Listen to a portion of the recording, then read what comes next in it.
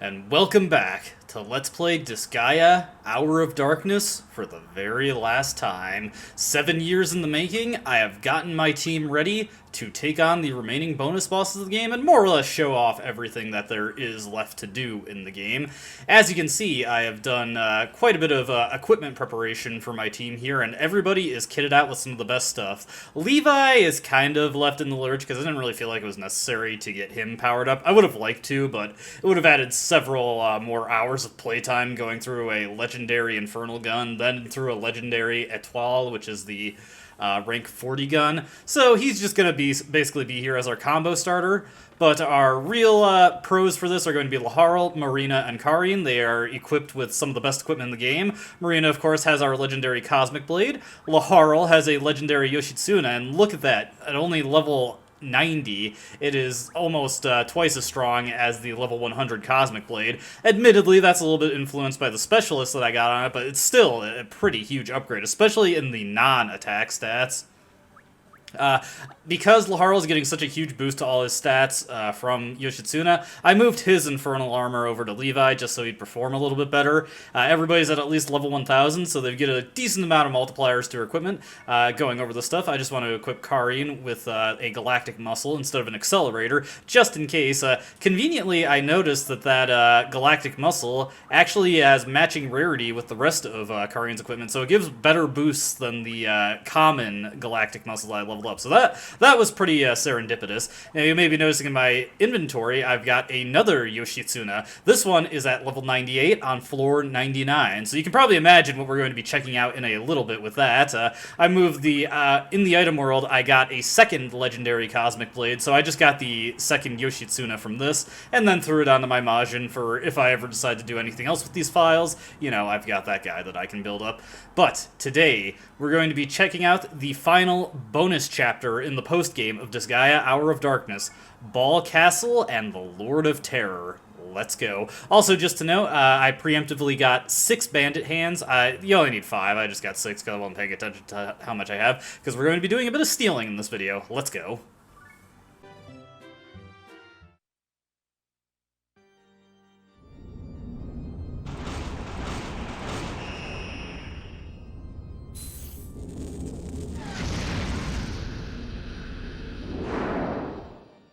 Who the hell is this guy? You gotta be kidding! Level 4000? The Lord of Terror, Ball. The legend was true. Yes, the Lord of Terror, the ultimate overlord in Disgaea Hour of Darkness, Ball, at level 4000 and kitted out with the ultimate monster weapon Nemesis and a super robo suit. These are 2 unique and extremely powerful pieces of equipment, and this fight is the only time you can get them. You have to steal them right now. Should you kill Ball without stealing these, you can no longer get these in this file, and you have to start a new game for another shot at it. Naturally, we've got a thief who is capable of doing so, Yoinky Splink. I did a lot of leveling for Yoinky Splink off screen to get him to level 3604. Obviously getting a little bit past that because it's kind of hard to guarantee that I hit that precisely without being way more anal retentive about it than I really need to be. Level 3604 is the level you need to be to steal from anything in the game before factoring in stronger enemy bills. Should you pass any stronger enemy bills, to steal from literally anything in the game regardless of its level, so if it's at level 9999, you need a level 5140 Thief, but that's not really necessary for our purposes. We're not going to be passing any stronger enemy bills here. For Ball specifically, I believe it's 3,104 you need to be to steal with 100% success rate. Now, I know what you're thinking. What if you didn't really have a way to build up a thief? Well, that's where the cert method comes in, where we build up a level 9,999 cert.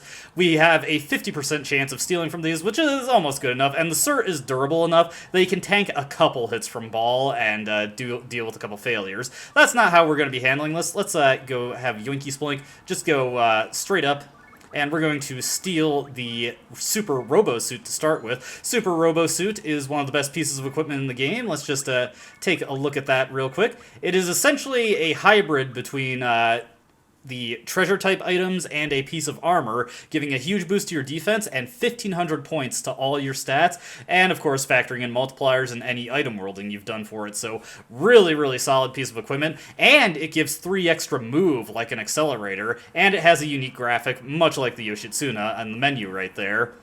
Let me see. I was just thinking about, yeah, let's hang on to that for a bit. But yes, this is the only way you can get a Super Robo-Suit. After you get it from Ball, you can item world it and steal a Super Robo-Suit from the item god of the Super Robo-Suit, and that allows you to get more without having to do New Game Plus. We're just going to have one of our sacrificial thieves here lift up Yoinky Splank, and we're going to check out one of Ball's moves here, Grand Sword. I was briefly checking his stat screens. All of Ball's moves are level 70, so they hit like trucks, even if we take away his equipment. And his base stats make up for a lot of it. Yeah, 350k damage. That is quite a bit to have to tank. Let's steal his Nemesis. Nemesis is a rank 41 monster weapon. Monster weapons are the only weapons in the game that go past rank 40. Nemesis can only be gotten from Ball. If you go to floor 100 of a Nyanko Soul, the item god will just have another Nyanko Soul. If you go to floor 100 of a Nemesis, that item god will have the Nemesis. And as you can see, it is pretty well, not sizable, but let's just compare it to Marjolie's Nyanko Soul, since she gets us a free rank 40 weapon. Doubles the stats in other areas, not that much of an attack upgrade, but considering that monsters get a multiplier tied to their level attached to their weapons, that can pay off some pretty significant dividends for, say, our Cert.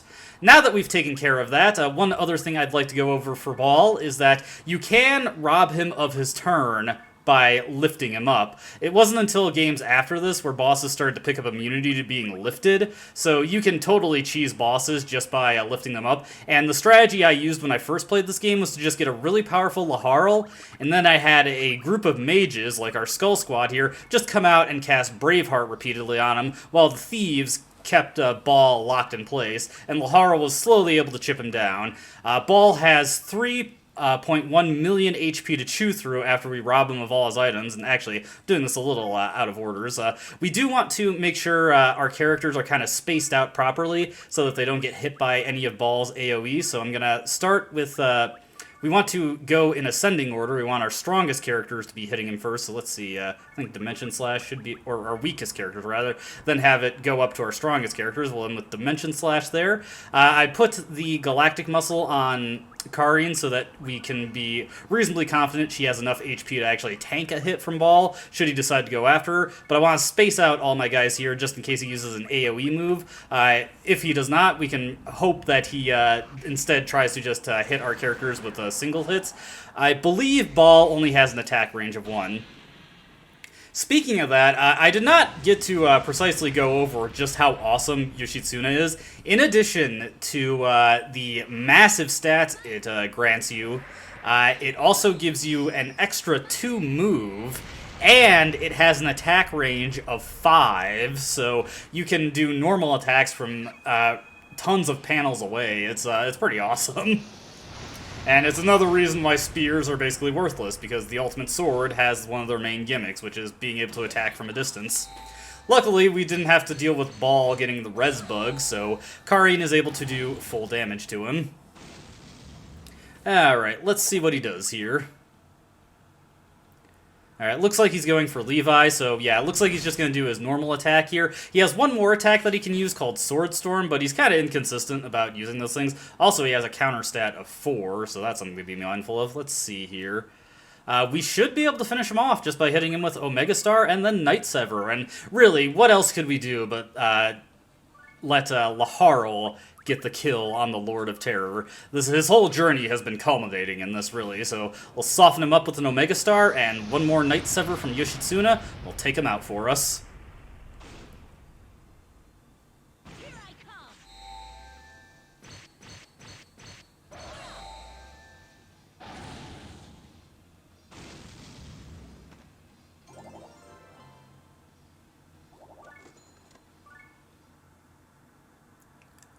Upon defeating Ball, we get another cutscene, but sadly, it is not a voiced one. But Laharl has defeated Ball, and he is officially the new Lord of Terror. But it looks like we're not alone out here. Who could that voice be? Seems like somebody who knows who Laharl is. Etna seems to recognize it. Okay, I'm being coy. It's pretty obvious who this is, and it's not like... we've already seen the ending of the game at this point, so it's not like we don't know who this is. But it looks like the truth surrounding King Katreskoy's death is that he actually was wounded in a battle with Baal and was not able to outlast the injuries he sustained against him. Man, Katreskoy must have been a seriously powerful dude to take on Baal. So that is the truth. Him choking on a pretzel was a cover story. Although I'm not really sure why they covered that up. I don't think they ever elaborate on why that false news was spread. Maybe it was just somebody trying to embarrass the king. Or perhaps it was just trying to prevent a panic within the Netherworld.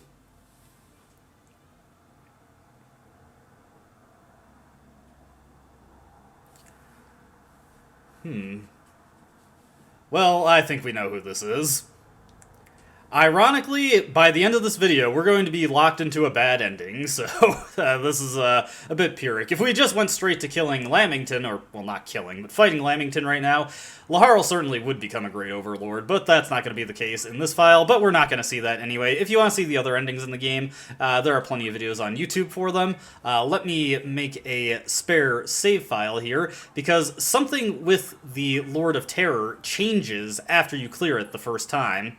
Also, something that I would like to draw attention to is the fact that Laharl is now recognized as the Lord of Terror, and this does actually get reflected in his status screen. His title is now Tyrant, and this does actually have a positive effect. At the Dark Assembly, Laharl now gets a passive bonus to his chance of success with passing any bill. I believe it is 30 additional points on top of the senator's base chance to vote yes on a bill. This allows Laharl to easily pass bills like the stronger enemy bills and more expensive item bills, although you've almost certainly maxed that out by now, but it does allow him to pass stronger enemy bills a lot more easily now, with much less bribing involved if you're just at the bare minimum rank that you need to be in order to try and pass those. So that makes Laharl very helpful for post-game grinding that you may want to do after killing Baal. But, like I said, something changes with the Lord of Terror level after we finish it. Heading into it, what happens to Baal after we kill him? Well, of course, he's not just going to take that lying down. He comes back as a Prinny, or specifically an Uber Prinny, level 6,000, and this is the strongest enemy in the game. Well, normal enemy in the game. There is one that's higher level, but Uber Pretty Ball is probably a little bit stronger than him. And look at those crazy stats. 7.5 million HP, 1.4 million attack, but that is not all strictly Ball. You see, that is actually tied to his equipment. His equipment is pretty unique. First off, he has Nemesis Mark II, a rank 42 weapon. Only rank 42 weapon in the game. And there's something a bit unique about Nemesis Mark II. Let's bring out our cert here and just take a look at that. As you can see, Nemesis Mark II comes in at level 100 already. You cannot item world the Nemesis Mark II. Now you may be noticing, hey, that seems kind of weak relative to, say, the Yoshitsuna, even though this is a weapon that's 2 ranks higher. That's because when it was item worlded, no generals were slain, no kings, no gods, it is just raw levels that the Nemesis Mark II has. So it is actually a lot weaker than the regular Nemesis, should you commit to actually leveling this thing up. But since it comes in with such powerful stats right at the base, we can put that on our level 9,999 cert here and get massive bonuses to all his stats. But that's not all that the Uber Prinny has, and for this fight, he can one-shot all our characters very easily, so I'm just going to cheese this fight. But take a look at his skills there. Those are all level 99, so even if we rob him of his equipment, off of that 477k attack stat, these level 99 skills do about 4 times their base damage. Running off of that attack stat, I would need everyone to have like 5 times the HP they have right now. It's not worth it to do this fight fairly. Oh, that was not what I intended to do. So, let's just steal his Prinny costume. Prinny costume is in a similar boat to the Nemesis Mark II. It is a very powerful piece of armor. However, It is also at level 100, and you cannot delve into it to slay the item kings, gods, generals, none of that. So, again, the Super Robo Suit is the more comparative armor. That would be better if we item worlded it, and I may do that just for fun after this Let's Play is over, but we'll see. But the Prinny costume, it is an extremely powerful piece of armor just out the base. We're going to, once again, throw it on our Cert here, just because he's going to get the most out of it, so we'll give him the Super Robo Suit, we'll give him that Prinny costume. Something to note about Nemesis Mark II is that it also gives +1 movement and some additional jump, so that's pretty nice. And now, taking a look at the stat, we can now actually damage this guy. His HP has been lowered considerably, but he's still more than capable of killing our party. So I'm just going to employ the cheese strat for dealing with this guy. We are just going to lift him up and rob him of his turn, and then we're just going to chunk through him, and that's really all there is to this fight. So we're just going to cut past that. What I will be having happen, though, is our Cert will actually be contributing since, well, I went through the effort of getting him. So why don't we just launch a full salvo of attacks here, and then, actually, you know what? I want Karine to be posted over here. Just use Omega Star. We'll launch a full salvo of attacks. I'll start robbing him of his turns, and then we'll cut to when this guy is dead. So let's go. Let's take this guy down. Let's use Diabolic Burst. Here I come!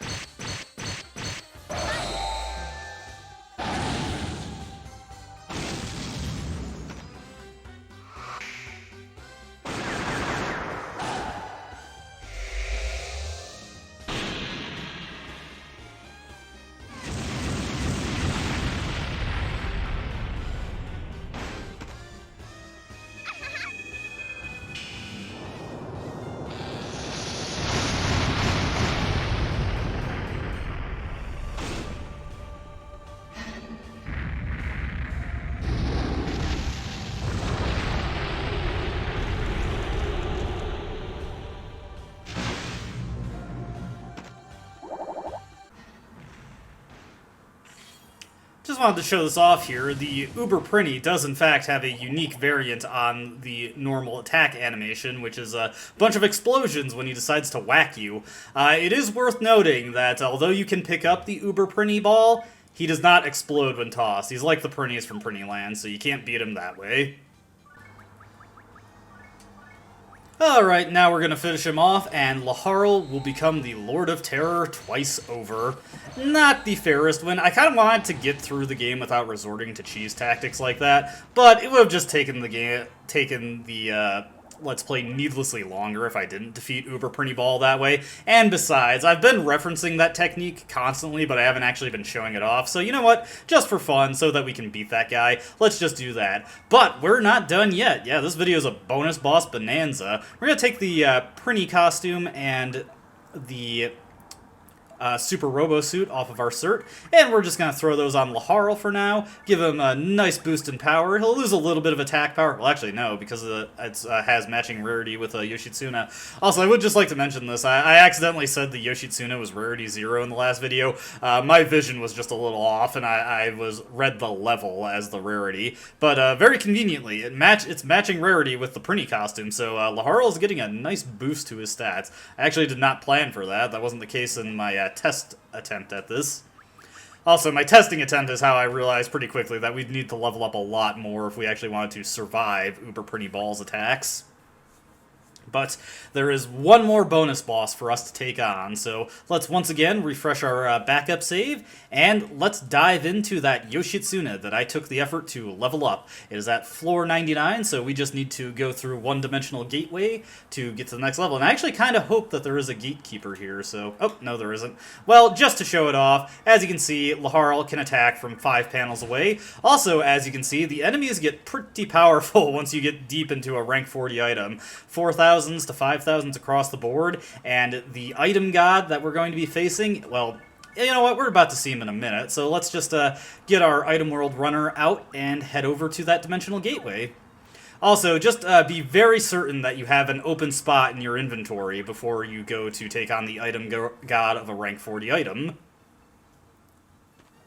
heading into the next floor,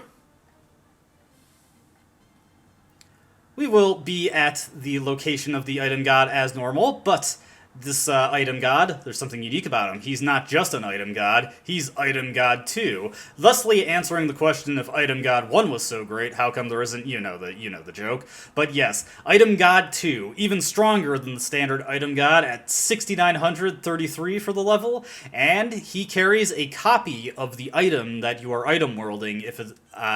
So if you want to get additional rank 40 items and you don't want to look for legendary cosmic blades or what have you, getting to the 100th floor of a rank 40 item will allow you to get another copy of it. Thusly, you can outfit an entire team with Yoshitsunas if you are patient enough. To steal from the item god 2 without any stronger enemy bills passed, I mentioned this earlier, but 3,604 is the level you want to be for your thief. Alternatively, of course, we've got our Cert who can take some chances on that, but that is not something we have to worry about. We just yoink that Yoshitsuna from him. As you can see, he doesn't hit nearly as hard as Uber Pretty Ball, so we should be able to take him on a bit more fairly. Yoinky Splink is probably going to get dumpstered in short order, but Laharl, with his items, he'll have more than enough defense, so let's clear this out. Let's take out some of these enemies. We better be mindful of the geo effects that we have to deal with. It doesn't look like there's anything too bad. We just want to make sure he's not standing on any enemy boost panels. In fact, I may as well get rid of some of these just as I deploy my units. Make sure nothing could go wrong for us here. So enemy boost 3. Where is that one? Looks like it's over that way. No. Red.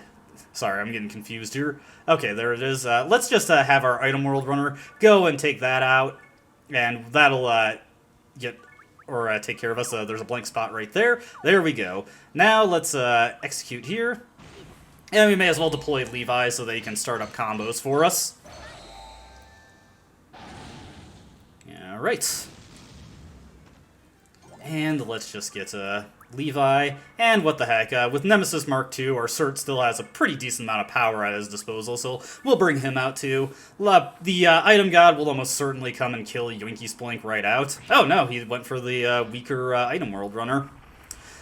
But yeah, as you can see, once you get deep into the item world, you start coming across a bunch of enemies that you hardly ever see in the main story, often only a couple of them that appear in the bonus chapter levels, like the greed demons, like Hogmiser, like the rarer dragons. We're going to take down all of these enemies so that we don't have to worry about them building up a combo on any of our characters. Unfortunately, we should be able to take down a lot of them with the power that we have at our disposal due to our high weapon levels. So we'll get over here, and let's see. I'm not going to cheese the item god per se, but I will throw him away just so we don't have to worry about him hassling my characters. So let's deploy. No, he can't reach it. I gotta have somebody who can move far enough to throw that guy. Man, do I have a accelerator in my inventory? Let's see here. Yes, I do. Okay, let's throw that on. That's probably Karin's from earlier.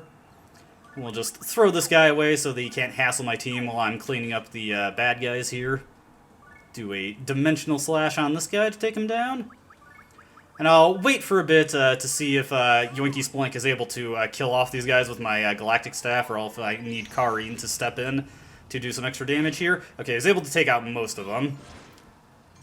The Mage was, of course, no problem. This Dimension Slash will do some pretty great damage here, and once we finish up with this, we'll have 2 Yoshitsunas at our disposal, so Marina will only become ever stronger. And let's just have our Cert head out, and use one of his special attacks to take this guy down. No, not Diabolic Burst. Yes, Diabolic Roar. This should do some decent damage here. There we go. Alright, let's see what they do next. Fortunately, we've taken down the most threatening of the enemies, so we should be perfectly fine at this point. Yeah, you shield there. It's not going to help you too much. I feel sorry for this knight. She is making a terrible mistake. Alright, so let's do some more cleanup. We should be able to just punch this cleric, yeah. Punch her, take her down. Do an attack on this one, and yeah, normal attack here. And now we can start opening fire on the Item God 2. I'm going to move Yoinky Splink in a little bit closer just to bait him. Does he have any special attacks that we need to worry about? No, he does not have any magic, so all he's got is his punches to use, which are still plenty threatening, but nothing too terrible. So let's execute this turn and do some serious damage.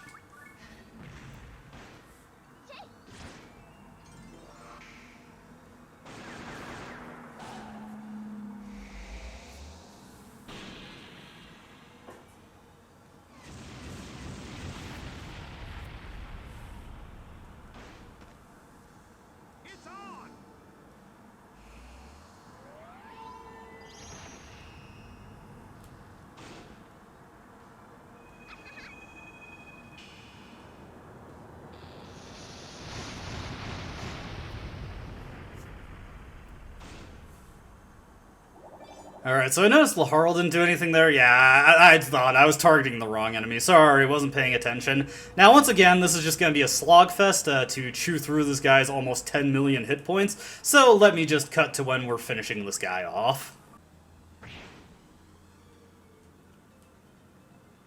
Alright, so I've burned through most of this guy's HP, so let's launch one final salvo of Omega Star and Night Sever, and that'll be another God Rejected. Let's go. Now, there are two major benefits to slaying the Item God 2, and one drawback. The drawback, of course, is that you get locked into a bad ending where Flan does not get revived, and it is sad. The other thing is that you get a unique item outside of the rank 40 item you steal from him, or rather, the positives are, in addition to the rank 40 item that you can steal from him, you get another unique item upon defeating Item God 2. And let's just take a look at that. Nice stats for the Yoshitsuna. That's going to be going on to Marina, no doubt, and with her additional 10% attack power, that is going to be a pretty sizable bonus. Let's just take a quick look at that. And you can probably see, oh, is there a... Oh, wrong Yoshitsuna, no wonders. There we go, that's more like it, yeah. Whoa, look at that. So let's throw that on. But the Yoshitsuna is not the only item we got out of that. You may have noticed it, but we got the Hyperdrive, a unique shoe piece of equipment? I don't know how you'd classify this, but it is a legendary item that is awarded to you upon defeating the Item God 2. And what does it do? Well, look at what it does to your move. 99 move. So let's just go into the tutorial map where it all started. Let's just look at this. We'll have Laharl come out. And as you can see, he has the full lay of the land. He can move anywhere he wants, and he just teleports. No need to walk. Now, I know what you're thinking. Man, this must make item worlding a breeze. You can't use the hyperdrive to go into item world gates. Yeah, it's really lame and it's really stupid. But that is how it is. So this is more or less the end of the Let's Play.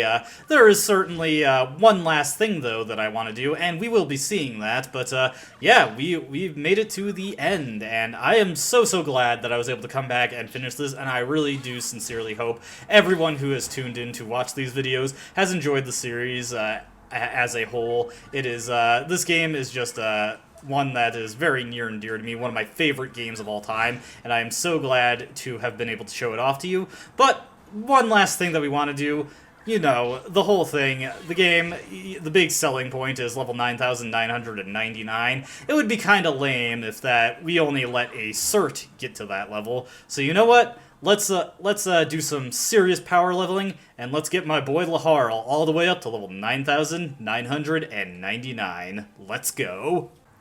Alright, after a ton of grinding, Laharl is at the cusp of the level cap, just 97 levels away, which, you know, in a different game might sound like there's a lot left to go, but in Disgaea Hour of Darkness, that is really close to the level cap.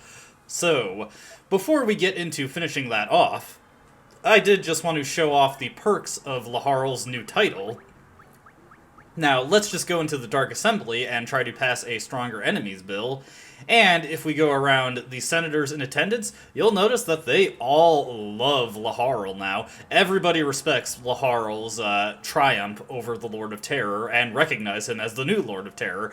Thusly, he gets a massive bonus to his attempt to pass bills in the Dark Assembly, and he becomes one of your best characters for manipulating the enemy's strength at this point, just because they basically support him by default.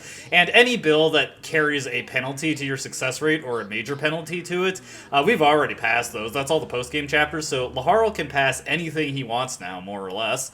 And this is probably the only way you can make characters at the genius level at this point, since you have to go through the process of a Dark Assembly bill to do so, although of course you can just transmigrate them into genius level without a bill, but whatever. Now, let's actually get into finishing up our level grinding here. That was, I think there is one more stronger enemy bill I can pass. I left a couple unpassed because the Majins cap out relatively, not relatively early, but a lot sooner than there are, or earlier than there are maximum bills if you pass them, and at this point they don't get any stronger because they've hit the level cap, nor does the experience they give out increase. The profits behind them, though, do get a little bit stronger, so they give a little bit more experience. Now, the method I was going through for grinding Laharl is going into Beauty of Evil. We send out Misty off to the right to toss this guy. We have Levi go over here, throw this guy. Just as a random thing, if you have multiple hyper drives, you can complete this even faster than I'm doing right now by just, having your characters move, since there's no animation for moving with the hyperdrive, and they just immediately warp to where they want to go. Now, Laharl does not have enough strength to do this grinding on his own. He does need a Braveheart boost from Karin, though fortunately he only really needs one to usually clear out all of these guys.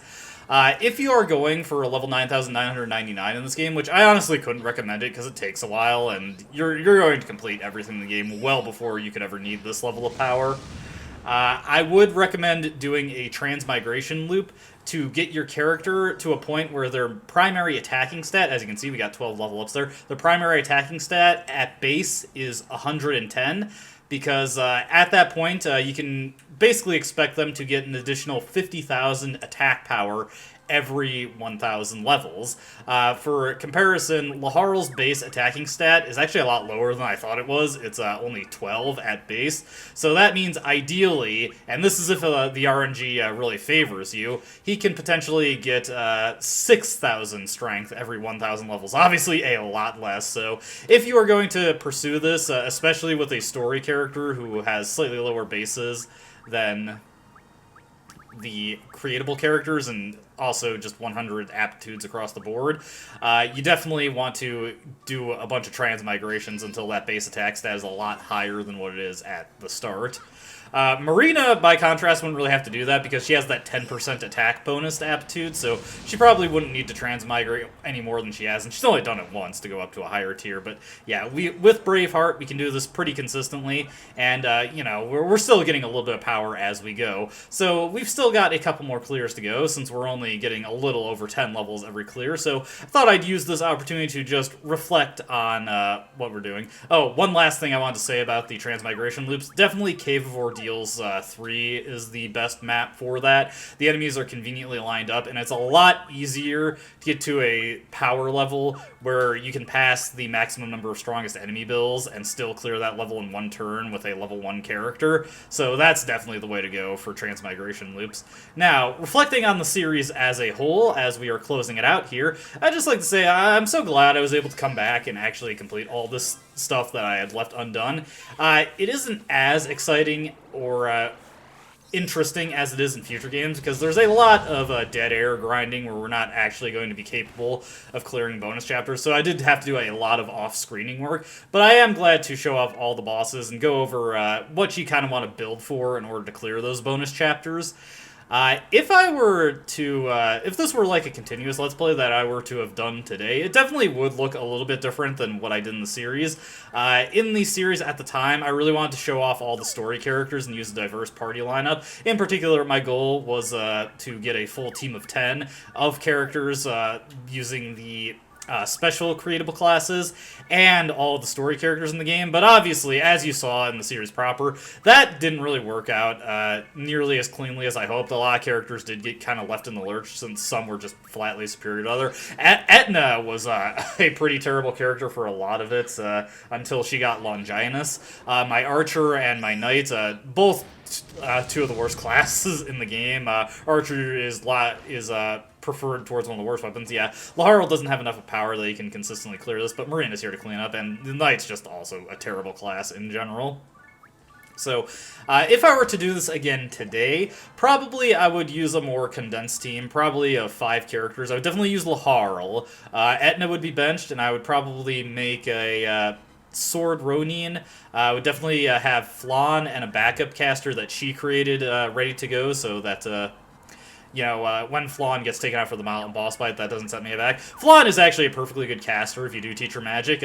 Actually, she's the one story character in the game who actually has a perfect S rank in the weapon, her staff mastery. She gets 30 weapon EXP per use, which is the most possible, and I was actually surprised to find that out when looking over the character-based stats. And I probably wouldn't bother with gunners or archers, as in general, the ranged weapons, my opinion of them is kind of soured. Guns are a lot stronger than bows, but they lack AoE, which really starts to hurt them the further you get into the game. And Disgaea Hour of Darkness doesn't allow you to do more defensive tactics as well, so definitely I would pass on that if I were to do it again. And maybe I would use a Fist Ninja for the utility, and just because that's a really strong class. But yeah, I would definitely pare down the number of party members I was using, since it increased a lot of grinding work that I had to do, and it was a bit of a struggle to even get them to contribute, even if I did put the effort into powering them up. I probably wouldn't do any transmigrations either, though I would definitely still do the Arms Master farming, since that didn't put me too ahead of the curve doing that, since I usually went for the weaker weapons that I could get Arms Masters from, and it allowed me to show off a lot of skills that you just aren't going to see in a normal playthrough. In particular, the only way you'll see a level 15 weapon skill, like Night Sever for swords, is if you're using, like, Laharl almost exclusively. Otherwise, it's very unlikely you're going to see anything past Wing Slayer for swords, or whatever the equivalent level 10 skill is for the other weapons. But yeah, overall, this is still one of my favorite things that I've made, just because it's one of my favorite games, and I know a lot about it. It was fun to show off team building strategies, how to make some level of use out of the less useful classes and weapons in the game. Definitely, though, there would be some paring down, and I'd probably just do demos for all the weapons and what they could do after a point in the game where, like, I get a maxed out Arms Master, and, it's just a matter of a few minutes I can get a character up to level 20 Bow Mastery to show off all the bow skills. Now, one other thing I can go over is that this is the PS2 version. This has always been my preferred version of the game, just because there were some casting changes and voice redubs in the PSP and all successive releases of the game, and it just sounds wrong to me. I very much built it up in my head that, like, this version of the game is how the characters should sound, but I would definitely recommend, on a content basis, checking out the PSP version, or Disgaea 1 Complete if you prefer, which has some redone graphics and all the previous PSP content. PSP version added a alternate scenario where Etna is the main character, which added 4 new chapters, I believe. I know the bonus chapter in the Disgaea 2 re-release added 4 additional chapters. It also added a new post-game area that is also supplants Beauty of Evil as the best grinding spot in the game. It's considerably faster than grinding at Beauty of Evil, and allows you to get level-capped characters much more easily in the re-released versions of the game than you can in this version of the game. But this version will always be near and dear to my heart, and this is the version of the game that I wanted to play. So probably if I ever play another Disgaea game, I will just be going with the more updated version, especially because like my PS3 does not do HD recordings very well, so it would just be more conducive to, like, say if I wanted to play Disgaea 4, I would get the HD version of Disgaea 4. Disgaea 3 is kind of in an interesting situation where its updated re-release has not been given an HD release at the moment. Not 100% sure why they passed over it. But Laharl, just one more clear of this, and he will be at the level cap. And our journey in Disgaea Hour of Darkness will be well and done. I can say I truly did everything that there was to do in the game.